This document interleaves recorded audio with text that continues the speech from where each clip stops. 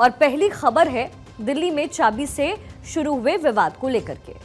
ये जो विवाद है वो अब डबल ताले तक पहुंच गई है। जी हां, हम बात कर रहे हैं दिल्ली में जारी बंगला पॉलिटिक्स की। दिल्ली में सीएम आवास को लेकर के घमासान खत्म होने का नाम नहीं ले रहा। सीएम आवास को सील कर दिया गया है। आतिशी सीएम बनने के बाद इसमें शिफ्ट हुई थी, लेकिन अब इसके हैंडओवर को लेकर के विवाद इतना बढ़ गया कि पीडब्ल्यूडी को एक्शन लेना पड़ा। इस मुद्दे पर सियासत थमने का अब नाम नहीं ले रही है। आम आदमी पार्टी और बीजेपी में सियासी वार पलटवार शुरू हो चुका है, जबकि एलजी ऑफिस से भी बड़ा स्टेटमेंट जारी किया गया। एक रिपोर्ट आपको दिखाते हैं।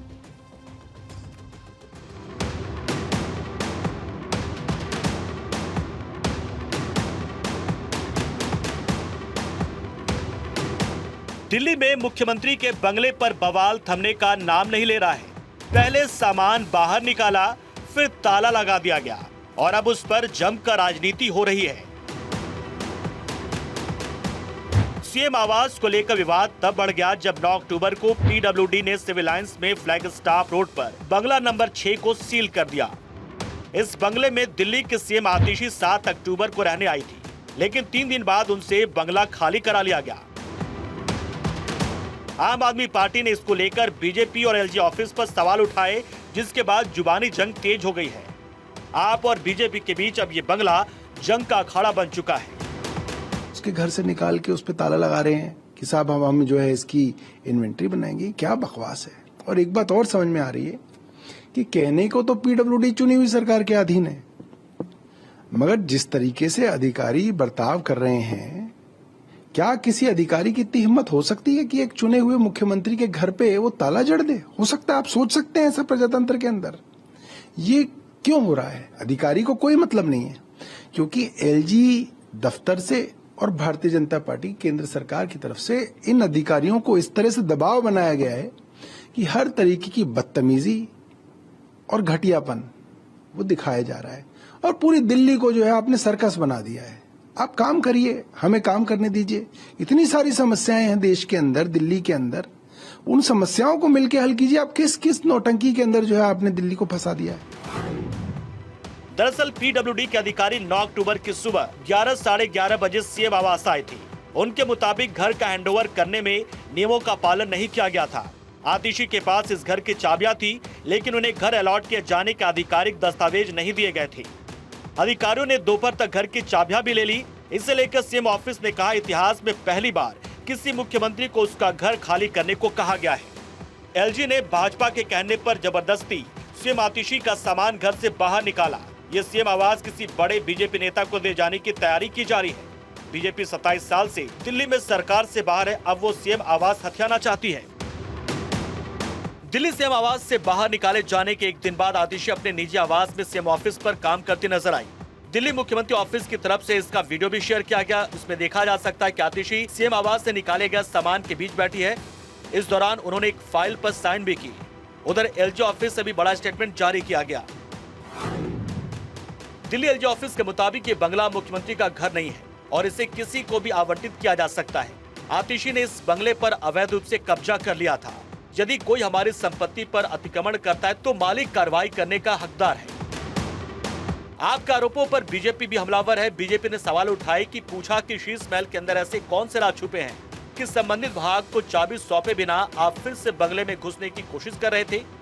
केजरीवाल, आखिर आपके पाप का घड़ा भर ही गया। आपका भ्रष्टाचारी शीश महल आखिरकार सील हो ही गया। उसमें आखिरकार आप कैसे रह रहे थे? और आप तो रह रहे थे, लेकिन कैसे चोर दरवाजे से आप अपनी खड़ाऊ मुख्यमंत्री को घुसाना चाहते थे? उस बंगले के अंदर आखिर ऐसे कौन से राज दफन हैं जो नियमों का उल्लंघन कर बिना सरकारी विभाग को चाबी दिए, बिना उसकी इन्वेंट्री बनाए आप चाबी खेलकर उसमें घुसने का प्रयास कर रहे थे? और नौटंकी आपने पूरी की 2 छोटे टेम्पो में संभाले जाने की, लेकिन सारी दिल्ली जानती है कि बंगला आपके कब्जे में ही था। विजिलेंस विभाग ने 3 अधिकारियों को शो को नोटिस भेजा। डायरेक्टर ऑफ विजिलेंस ने केजरीवाल के स्पेशल सेक्रेटरी समेत 3 अधिकारियों को शो को नोटिस भेजा है। 2 अन्य अधिकारी वो हैं जो केजरीवाल के सीएम रहते समय सीएम कैंप ऑफिस में तैनात थे। उनसे पूछा गया कि साफ निर्देश दिए जाने के बाद उन्होंने सीएम आवास की चाबियां पीडब्ल्यूडी को क्यों नहीं सौंपी। इन अधिकारियों को 7 दिन के अंदर जवाब दाखिल करने को कहा गया है। साफ है, दिल्ली में बंगला पॉलिटिक्स फुल ऑन जारी है। इन सब के बीच दिल्ली में पूर्व सीएम और आप संयोजक अरविंद केजरीवाल लुटिस दिल्ली में फिरोजशाह रोड पर बंगला नंबर 5 में शिफ्ट हो गए हैं। ये बंगला पंजाब से आपके राज्यसभा सांसद अशोक मित्तल को दिया गया है। केजरीवाल अपनी पत्नी सुनीता केजरीवाल, माता पिता और दोनों बच्चों के साथ शिफ्ट हुए हैं। आपको बता दें कि केजरीवाल ने 17 सितंबर को दिल्ली के मुख्यमंत्री पद से इस्तीफा दे दिया था। उन्होंने सीएम आवास और सभी सरकारी सुविधाएं छोड़ने का ऐलान किया था। आपने कहा था कि केजरीवाल नया घर देख रहे हैं जहां रहने में कोई विवाद ना हो। Bureau report, Bharat 24। और चलिए दिल्ली के बाद अब बात करते हैं जन्नत के जनादेश की। जम्मू कश्मीर विधानसभा चुनाव में बहुमत हासिल करने के बाद उमर अब्दुल्ला को सर्वसम्मति से विधायक दल का नेता चुन लिया गया। गुरुवार को नेशनल कॉन्फ्रेंस की बैठक हुई जिसमें उमर अब्दुल्ला के नाम पर मुहर लगी है। जम्मू कश्मीर में 10 साल बाद चुनाव हुए और विधायक दल का नेता चुने जाने के बाद अब ये तय हो गया कि उमर अब्दुल्ला जम्मू कश्मीर के अगले सीएम होंगे। हालांकि उमर अब्दुल्ला इस बार केंद्र शासित राज्य के सीएम होंगे, न कि पूर्ण राज्य के। नेशनल कॉन्फ्रेंस की लेजिस्लेटिव पार्टी की मीटिंग हुई।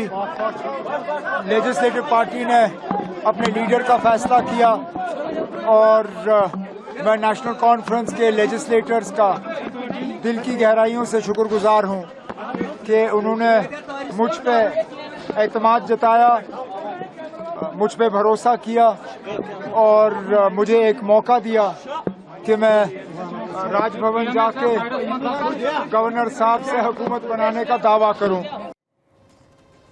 विधायक दल का नेता चुने जाने के बाद अब उमर अब्दुल्ला राजभवन जाएंगे। नेशनल कॉन्फ्रेंस के बहुमत हासिल करने के बाद सरकार बनाने का अपना दावा वो पेश करेंगे। 95 सीटों वाली विधानसभा में नेशनल कॉन्फ्रेंस ने 42 सीट पर जीत दर्ज की है। खास बात यह है कि 4 निर्दलीय सदस्यों ने समर्थन देने का भी ऐलान उमर अब्दुल्ला को किया। ऐसे में बिना कांग्रेस के नेशनल कॉन्फ्रेंस ने जम्मू कश्मीर में बहुमत हासिल कर लिया। 4 निर्दलीय विधायकों से समर्थन के बाद अब नेशनल कॉन्फ्रेंस को कांग्रेस के समर्थन की भी जरूरत नहीं है। जम्मू कश्मीर में कांग्रेस और नेशनल कॉन्फ्रेंस ने मिलकर के चुनाव लड़ा। कांग्रेस को इस चुनाव में 6 सीटों पर जीत दर्ज हुई, जबकि अन्य सहयोगी दल सीपीआईएम को 1 सीट पर जीत मिली। नेशनल कॉन्फ्रेंस का विधानसभा में बहुमत प्राप्त है, लेकिन उमर अब्दुल्ला ने कहा है कि उनकी पार्टी को कांग्रेस के समर्थन के पत्र का इंतजार है और उसके बाद राजभवन जाकर के सरकार गठन के लिए दावा पेश वो करेंगे। कांग्रेस से बातचीत चल रही है ताकि उनका सपोर्ट जो है वो मिले, लेकिन फिलहाल 4 इंडिपेंडेंट एमएलए जो जीत के आए हैं उन्होंने नेशनल कॉन्फ्रेंस को अपना सपोर्ट जो है वो दे दिया है। तो अब नेशनल कॉन्फ्रेंस का जो स्ट्रेंथ है वो 42 प्लस 4 इंडिपेंडेंट्स, सो 46। अब 10 साल बाद जम्मू कश्मीर में नेशनल कॉन्फ्रेंस और कांग्रेस गठबंधन की सरकार बनेगी, लेकिन इन सब के बीच नेशनल कॉन्फ्रेंस ने अपने चुनावी घोषणा पत्र में कई वादे किए थे। फ्री बिजली, फ्री गैस के साथ पूर्ण राज्य का दर्जा और आर्टिकल 370 को लेकर के जो वादे नेशनल कॉन्फ्रेंस ने किए उनको पूरा कर पाना उमर सरकार के लिए काफी मुश्किल है। आपको बता दें कि नेशनल कॉन्फ्रेंस विधायक दल की बैठक में फारूक अब्दुल्ला और उमर अब्दुल्ला दोनों नेता उपस्थित रहे। उमर अब्दुल्ला के नेता चुने जाने के बाद अब जम्मू कश्मीर में सरकार बनाने की कवायद तेज है। सरकार गठन की प्रक्रिया को आगे बढ़ाने के लिए शुक्रवार को गठबंधन सहयोगियों की बैठक की जाएगी। साफ है कि नेशनल कॉन्फ्रेंस इस बैठक के बाद सरकार गठन के लिए दावा पेश करने वाली है। और अब बात Kolkata trainee doctor rape and murder case की। डॉक्टर बेटी को इंसाफ के लिए एक बार फिर से डॉक्टरों का बंगाल में धरना प्रदर्शन करना पड़ा। कोलकाता रेप मर्डर केस के मामले में सीबीआई ने सियालदह कोर्ट में चार्जशीट दाखिल की है और इस चार्जशीट में संजय रॉय को मुख्य आरोपी बनाया गया। सीबीआई ने अपनी चार्जशीट में पीड़िता को वी नाम दिया है और आरोपी संजय रॉय के खिलाफ 11 सबूत पेश किए। सीबीआई ने कहा है कि विक्टिम की बॉडी पर संजय का डीएनए पाया गया और छोटे बाल भी मिले हैं। चार्जशीट की कॉपी के हवाले से रिपोर्ट में कहा गया कि घटना के दौरान पीड़ित ने संजय का विरोध किया था। सीबीआई इस केस की जांच में जुटी हुई है, लेकिन डॉक्टर्स ने एक बार फिर से मोर्चा खोला। दुर्गा पूजा के बीच बंगाल में कई पंडाल भी आरजीकर अस्पताल में हुई दरिंदगी की थीम पर बनाए गए हैं। बंगाल में इंसाफ नहीं मिलने के चलते कई डॉक्टर्स ने इस्तीफा दे दिया, जबकि बीजेपी ने एक बार फिर से इस मुद्दे को लेकर के ममता सरकार पर तीखा प्रहार किया। देखिए, आंदोलन चल रहा है, जूनियर डॉक्टर आंदोलन करे, सीनियर डॉक्टर रेजिग्नेशन भी दिए हैं, पश्चिम बंगाल की स्वास्थ्य व्यवस्था पूरी तरीके से चरमरा ही चुकी है, खराब हो चुकी है, पहले से ही खराब थी और भी खराब हो रही है। और सरकार की जो ये एक फेडरल जो मानसिकता है और उसमें वो अपने आप को जमींदार समझ रही है, राजा समझ रही है कि हम पुलिस के लाठी द्वारा आंदोलन को बंद कर देंगे, लेकिन पूरे बंगाल आवाज उठा रही है इस अन्याय के खिलाफ और पुलिस के लाठी इसको बंद नहीं कर सकता। कोलकाता के आरजीकर मेडिकल कॉलेज में 8 अगस्त की रात ट्रेनी डॉक्टर का रेप और मर्डर किया गया। 9 अगस्त को विक्टिम की बॉडी मेडिकल कॉलेज में मिली। शुरुआती जांच के बाद 10 अगस्त को संजय रॉय को पुलिस ने अरेस्ट किया। इस घटना के विरोध में ट्रेनी डॉक्टर भूख हड़ताल कर रहे हैं। इसमें अब federation of all India medical association को भी शामिल किया गया है। आज फाइबर देश भर में भूख हड़ताल कर रहा है। कोलकाता में जूनियर डॉक्टर 5 अक्टूबर की शाम से ही आमरण अनशन पर बैठे हुए हैं। वो हेल्थ सेक्रेटरी एनएस निगम को हटाने समेत 9 मांगों पर अभी भी अड़े हैं। भूख हड़ताल में दिल्ली के डॉक्टर्स भी अब शामिल हो गए। 8 अक्टूबर को आरजीकर मेडिकल कॉलेज में 50 सीनियर डॉक्टर्स ने आमरण अनशन कर रहे जूनियर डॉक्टर्स के समर्थन में रेजिग्नेशन दिया है। उधर बीजेपी ने आरोप लगाया कि पश्चिम बंगाल में प्रशासन ध्वस्त हो चुका है। जूनियर डॉक्टर विरोध कर रहे हैं, जबकि ममता सरकार खुद को राजा समझ रही है। सरकार की तरफ से जो फ्लेक्सिबिलिटी चाहिए था वो फ्लेक्सिबिलिटी है ही नहीं, क्योंकि ममता बनर्जी अपने आप को रानी समझ रही है और हम सब प्रजा है, डॉक्टर्स भी प्रजा है, हम सब प्रजा है। अब महारानी जी की जिस दिन इच्छा होगी उस दिन वो बात करेंगे। ये एक चार्जशीट है, आगे आने वाले समय में देखा जाएगा।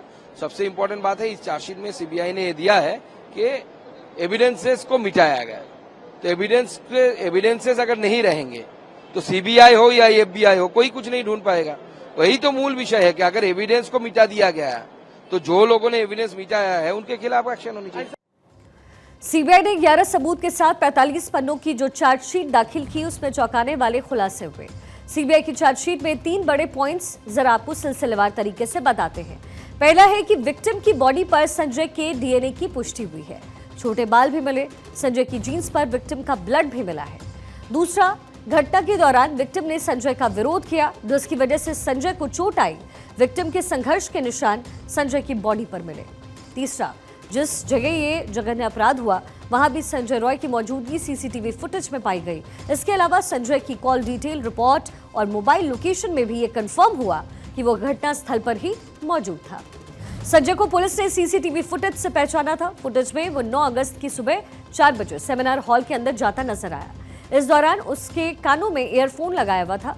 तकरीबन 40 मिनट बाद वो हॉल से बाहर निकला तो उसके पास ईयरफोन्स नहीं थे। पुलिस को क्राइम सीन पर एक ब्लूटूथ ईयरफोन मिला जो उसके फोन से कनेक्ट हो गया। आखिर में आपको बताते हैं कि दोबारा धरने पर बैठे डॉक्टर्स की ममता सरकार से क्या क्या मांगे हैं। सबसे पहले ये हेल्थ सेक्रेटरी को हटाया जाए, ये डॉक्टर्स की तरफ से कहा गया। अस्पतालों और मेडिकल कॉलेज के लिए सेंट्रलाइज्ड रेफरल सिस्टम बने, ये भी मांग डॉक्टर्स कर रहे हैं। सीसीटीवी ऑन कॉल रूम जैसी सुविधाओं के लिए टास्क फोर्स बनाया जाए। चौथी मांग है अस्पतालों में बेड की निगरानी के लिए digital bed vacancy monitoring system लागू हो। 5वां, अस्पतालों में पुलिस सुरक्षा बढ़ाई जाए। छठी मांग है परमानेंट महिला पुलिसकर्मी की भर्ती वहां पर हो, उसकी तैनाती हो। अस्पतालों में डॉक्टर और नर्सों और स्वास्थ्य कर्मियों के लिए खाली पदों को भरा जाए। छात्र परिषद के चुनाव हो। रेजिडेंट डॉक्टर्स एसोसिएशन की मान्यता मिले।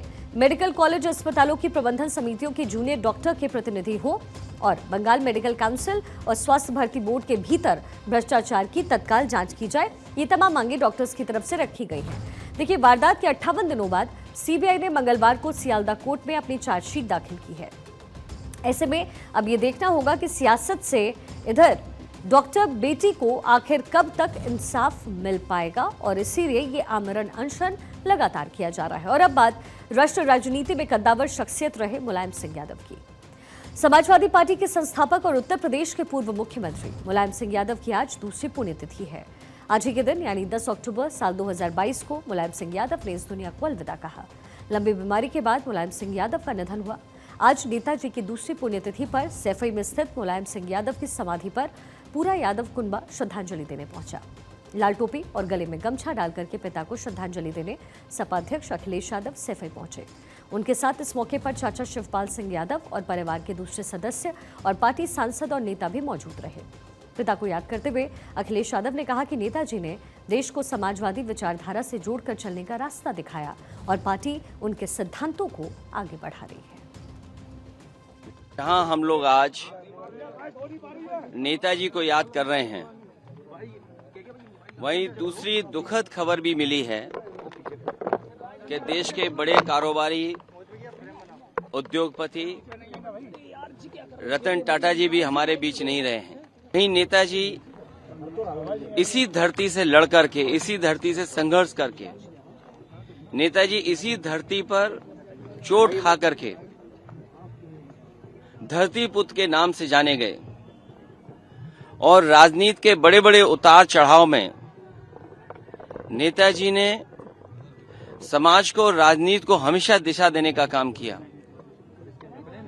जो समाज में आर्थिक, सामाजिक, राजनीतिक चेतना थी, उसको जगाने के लिए और देश को समाजवादी विचारधारा से जोड़ करके चलने के लिए उन्होंने जो रास्ता दिखाया है, उसी रास्ते पर हम समाजवादी लोग आज चल रहे हैं।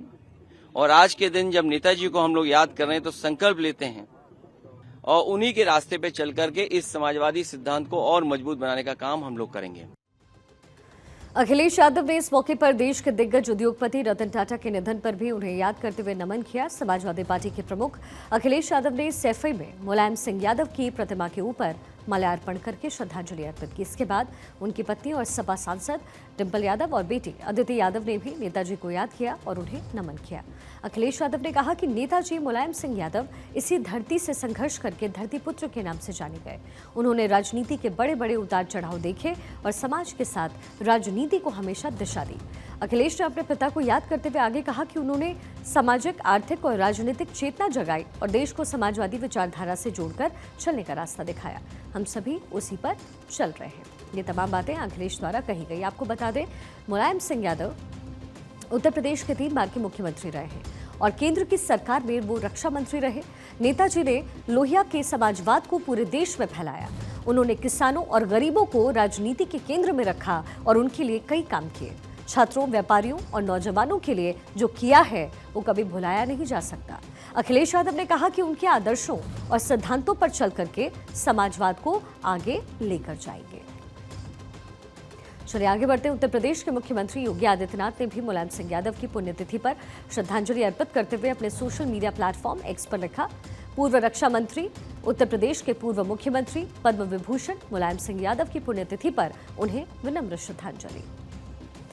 वहीं सीएम के साथ साथ उत्तर प्रदेश के डिप्टी सीएम ने भी उन्हें याद किया। डिप्टी सीएम केशव प्रसाद मौर्य ने भी श्रद्धांजलि देते हुए सोशल मीडिया एक्स पर पोस्ट किया, समाजवादी पार्टी के संस्थापक और वरिष्ठ राजनेता एवं उत्तर प्रदेश के पूर्व मुख्यमंत्री मुलायम सिंह यादव जी की पुण्यतिथि पर उन्हें विनम्र श्रद्धांजलि। मुलायम सिंह यादव की दूसरी पुण्यतिथि पर उनके समाधि स्थल को फूलों से सजाया गया और उसके चारों तरफ सपा के झंडे लगाए गए। भारी संख्या में समाजवादी पार्टी के कार्यकर्ता उन्हें श्रद्धांजलि देने आज पहुंचे। आप हो या हम, कोई भी अपने बच्चों को स्कूल में सही शिक्षा के लिए भेजता है। हर माता पिता अपने बच्चे को स्कूल में इसलिए भेजते हैं कि हमारा बच्चा शिक्षा लेकर के अपना भविष्य संवारेगा। कम से कम शिक्षकों से निष्पक्ष शिक्षा की उम्मीद की जाती है, तभी लोग भरोसा और विश्वास भी करते हैं। लेकिन दौर ऐसा आ चुका है इस समय कि शिक्षक भी जिहादी मानसिकता से ग्रस्त हो चुके हैं और धर्मांधता में वो कह जाते हैं और बहुत कुछ कर जाते हैं जो पूरे शिक्षा जगत और समाज के लिए शर्म का सबब बन जाती है। ऐसा ही मामला बेगूसराय से आया, जहां पर एक टीचर ने अपनी आंखों पर धर्म की पट्टी बांधकर बच्चों को गलत शिक्षा दी। एक रिपोर्ट में जरा देखिए।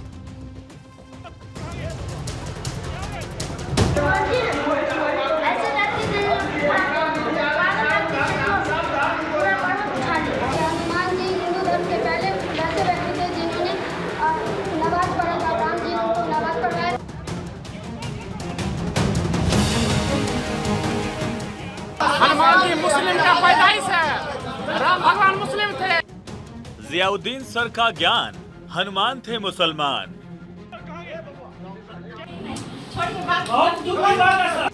टीचर का नफरती ज्ञान, क्यों चुप है भाईजान। आप पहले स्कूल में हिंदू मुस्लिम कहा करते, सब पहले बताइए।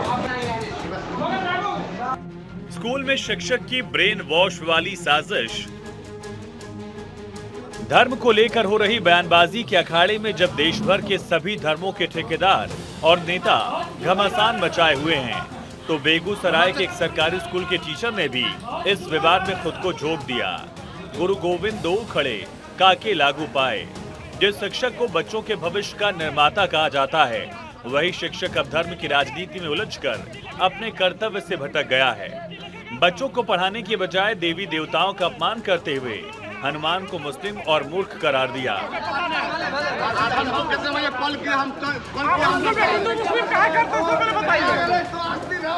पहले स्कूल में हिंदू मुस्लिम कहा करते सब पहले बताइए। क्या हनुमान जी मुसलमान थे और क्या रामचंद्र भगवान ने हनुमान को नमाज पढ़ने की शिक्षा दी थी?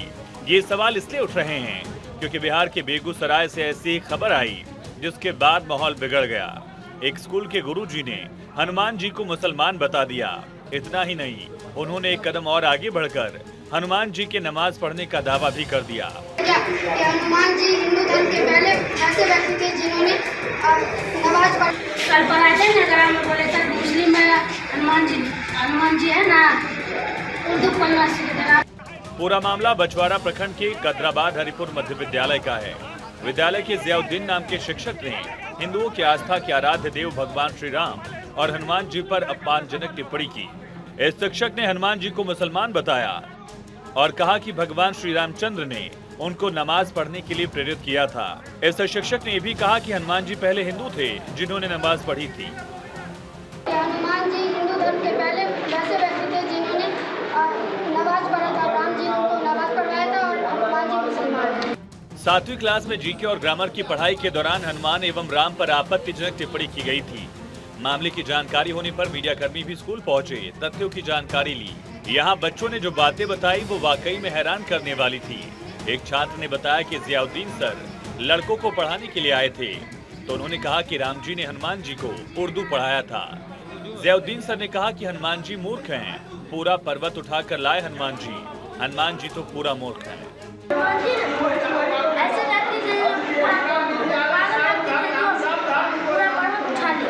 जब बच्चों ने अभिभावकों को घटना की जानकारी दी तो अभिभावक भी टीचर के खिलाफ आग बबूला हुए विद्यालय पहुंचे। हनुमान जी मुस्लिम का पैदाइश है। राम भगवान मुस्लिम थे, हिंदू के पूर्वज मुस्लिम थे। हमारे जियाउद्दीन सब पढ़ा रहे थे। आरोपी शिक्षक जियाउद्दीन से जब मीडिया ने सवाल किया तो सकपकाए नजर आए। हालांकि बाद में उन्होंने कहा कि हमने अपनी गलती समाज के सामने मान ली है, आगे ऐसी गलती नहीं करेंगे। उन्होंने अपनी बात को मुस्लिम ईमान से जोड़ा, लेकिन हनुमान जी के नमाज पढ़ाए जाने की बात का जवाब नहीं दे पाए।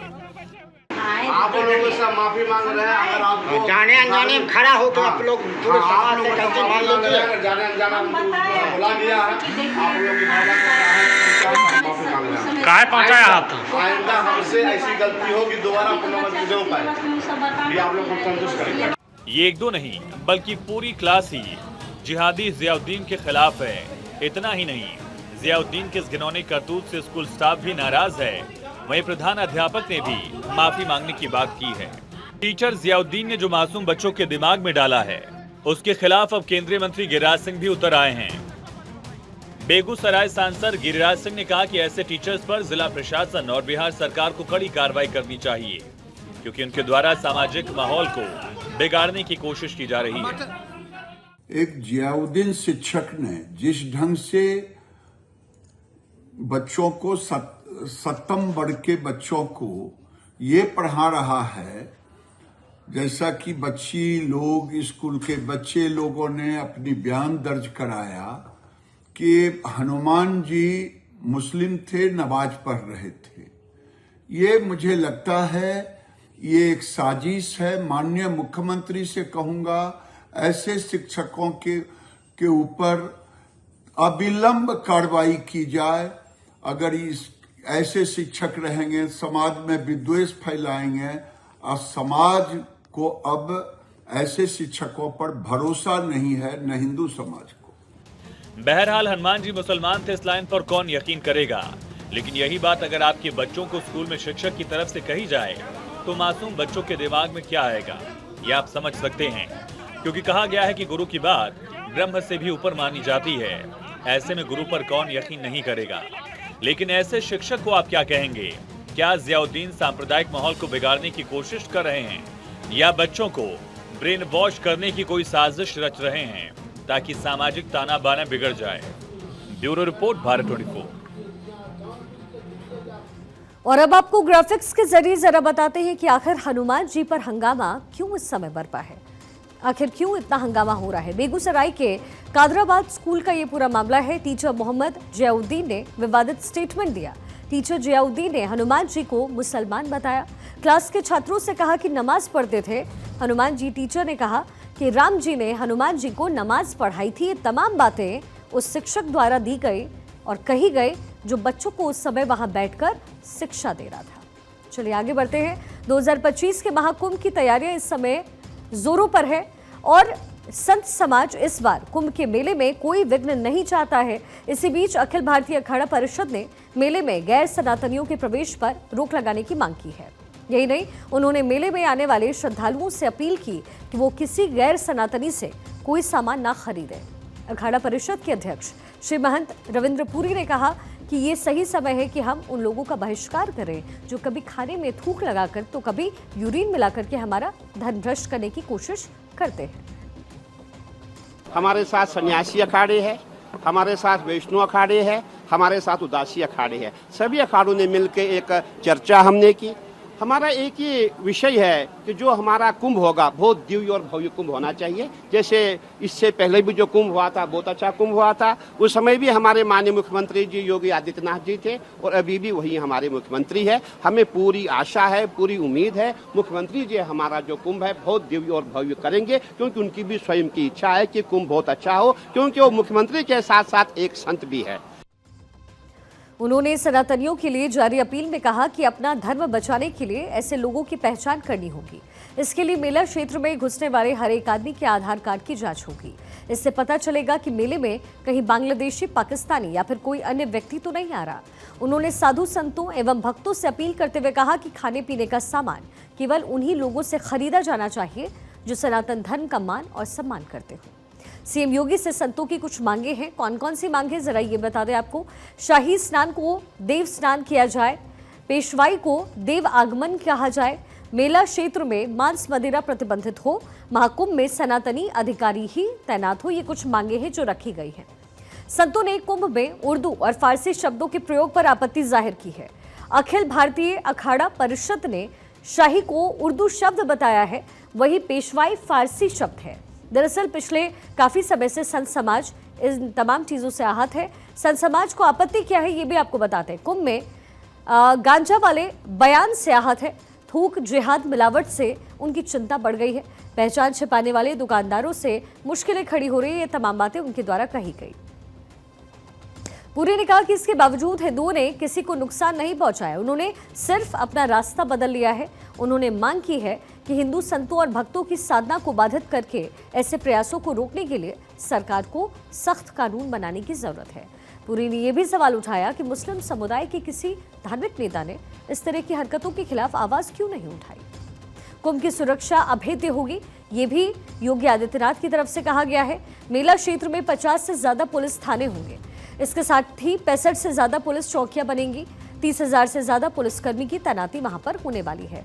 परिषद के सदस्यों के मुताबिक मुस्लिम संत बन करके घूमते हैं और पहचान छिपा करके गरबा महोत्सव में घुस जाते हैं। इसलिए जरूरी है कि जो भी प्रयागराज महाकुंभ में आए उसकी जांच हो। कोई भी मुखौटा लगा करके गलत तरीके से महाकुंभ मेले में प्रवेश न कर पाए। सनातन संस्कृति और परंपरा को दूषित ये लोग कर सकते हैं। प्रयागराज में 13 अखाड़ों के साधु संतों ने बैठक के बाद ये ऐलान किया है कि महाकुंभ में पहचान पत्र दिखाकर ही एंट्री होगी और सिर्फ सनातनियों को ही वहां पर प्रवेश दिया जाएगा। इसी बीच गोरखपुर आपको सीधा लिए चलते हैं। सीएम योगी आदित्यनाथ की तस्वीरें वहां से मिल रही है, रुक करते हैं। गोरखपुर में इस समय सीएम योगी आदित्यनाथ की मौजूदगी है और महायज्ञ करते हुए यहां पर सीएम योगी आदित्यनाथ को गोरखपुर में आप देख रहे हैं। 3 दिनों के अनुष्ठान पर सीएम योगी आदित्यनाथ हैं। गोरखनाथ धाम में नवरात्र पर यह विशेष हवन पूजन करते हुए उत्तर प्रदेश के सीएम योगी आदित्यनाथ 3 दिनों के अनुष्ठान पर सीएम योगी आदित्यनाथ बैठे हुए हैं। इस समय गोरखनाथ धाम में उनकी मौजूदगी है, गोरखपुर में उनकी मौजूदगी।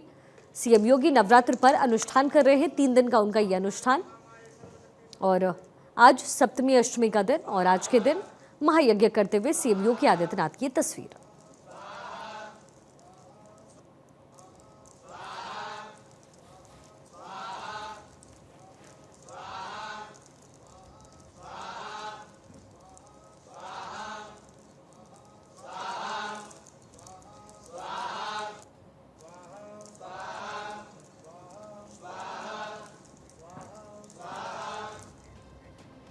आज वर्ल्ड मेंटल हेल्थ डे के मौके पर दिल्ली के एम्स में मेंटल हेल्थ फाउंडेशन ने 11वें Indians biggest mental health festival का आयोजन किया। ये कार्यक्रम मेंटल हेल्थ फाउंडेशन इंडिया द्वारा एम्स दिल्ली और Deepak Chopra foundation New York USA के सहयोग से आयोजित किया गया है। आज के कार्यक्रम में विश्व स्तर पर प्रसिद्ध वेलनेस गाइड, लेखक और इंटीग्रेटेड मेडिसिन के अग्रणी और चोपड़ा फाउंडेशन USA के संस्थापक डॉक्टर दीपक चोपड़ा, दिल्ली एम्स के director M Srinivas, doctor Nand Kumar, MD professor मनोरोग एम्स और ब्रिजमोहन बख्शी समेत कई गणमान्य अतिथि मौजूद रहे। कार्यक्रम में देश भर के प्रतिष्ठित अतिथियों के अलावा तकरीबन 1000 युवा छात्रों ने भी हिस्सा लिया, जिन्होंने संगीत, चर्चा और नाटक के जरिए कई कार्यक्रम को पेश किया। इस मौके पर भारत 24 से डॉक्टर दीपक चोपड़ा ने खास बातचीत की है। इस वक्त हमारे साथ डॉक्टर दीपक चोपड़ा सर हैं। सर, आज वर्ल्ड मेंटल डे मनाया जा रहा है। आप भी एम्स में एक कार्यक्रम में पार्टिसिपेट करने के लिए आए हुए थे। आज के डे में मेंटल हेल्थ को लेकर लोग बहुत ज़्यादा चिंतित रहते हैं, आप क्या कहेंगे? मैं कहूँगा कि मेंटल हेल्थ जिसे कहते हैं हम क्राइसिस है, अल्टीमेटली वो स्पिरिचुअल क्राइसिस है, मेंटल क्राइसिस नहीं। Mental disease can not be treated by mental interventions. इसको क्योर करना चाहते हैं आप, माइंड को माइंड के साथ क्योर नहीं कर सकते। उसकी सलूशन भारत में योग है। योग, कर्म योग, भक्ति योग, ज्ञान योग और जो हम कहते हैं राजयोग, which is all the 8 limbs of yoga. साफ तौर से सोशल मीडिया से मेंटल हेल्थ मरीजों की संख्या बढ़ रही है, हालांकि योग से मरीज जो हैं वो स्वस्थ हो सकते हैं। कैमरामैन विनीत सिंह के साथ केशव कुमार झा, भारत 24 दिल्ली। वहीं एम्स मनोरोग विभाग के MD professor doctor Nand Kumar Nandi ने भी भारत 24 से खास बातचीत करते हुए मेंटल हेल्थ के बारे में कुछ इन्फॉर्मेशन दी। आप फाउंडेशन के अध्यक्ष भी हैं। वर्ल्ड मेंटल हेल्थ डे जो है आज मनाया जा रहा है, खासतौर से एम्स में जो कार्यक्रम हुआ है, क्या हो? हमें ज़रूरत है समझने की कि मेंटल हेल्थ की समस्याएं क्यों बढ़ रही हैं, और इसमें डॉक्टर दीपक चोपड़ा का एक योगदान है कि रोल ऑफ जो स्पिरिचुअलिटी है, जो महत्व है स्पिरिचुअलिटी का, वो कितना इम्पॉर्टेंट है अपने मेंटल हेल्थ को ठीक करने के लिए। साफ तौर से योग जो है वो महत्वपूर्ण भूमिका निभाता है मेंटल हेल्थ के मरीजों को स्वस्थ करने के लिए। कैमरामैन विनीत सिंह के साथ केशव कुमार झा, भारत 24 दिल्ली।